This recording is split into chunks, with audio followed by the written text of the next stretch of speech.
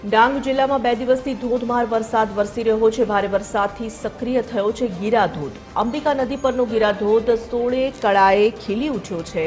પ્રવાસીઓને ગીરાધોધ નજીક ન જવા તંત્રની સૂચના છે। જિલ્લાની અંબિકા, પૂર્ણા, ગીરા અને ખાપરી નદીઓમાં ઘોડાપૂર આવ્યા। અનેક કોઝવે પર પાણી ફરી વળતા વાહન વ્યવહાર બંધ કરાયો।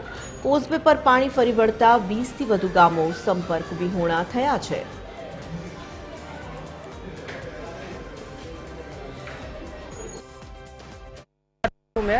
અહીંયા કોઈને પણ અંદર આવવાનો એલર્ટ નથી, કેમ કે કાલથી પાણી વધારે છે અહીંયા, એના લીધે કોઈને અંદર જવાનો એલર્ટ નથી। એટલે એના લીધે અમે અહીંયા સુરક્ષામાં છે અને જ્યાં સુધી અમને સૂચના ન આપે ત્યાં સુધી અમે અહીંયા નીચે ન ઉતરવા દઈશું, કેમ કે અહીંયા પાણીનો વધારે સંભવ છે આવવાની, એના લીધે ચાલશે।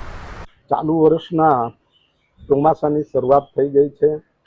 આ બીજા રાઉન્ડમાં 2 દિવસથી કડાકે ભડાકેદાર ધોધમાર વરસાદ પડી રહ્યો છે અને સમગ્ર ડાંગ જિલ્લાની 4 નદી બેવ કાંઠે છે તો વહી રહી છે। અમુક ડાંગ જિલ્લાના કોઝવે પાણીમાં ગરકાવ થઈ ગયા છે।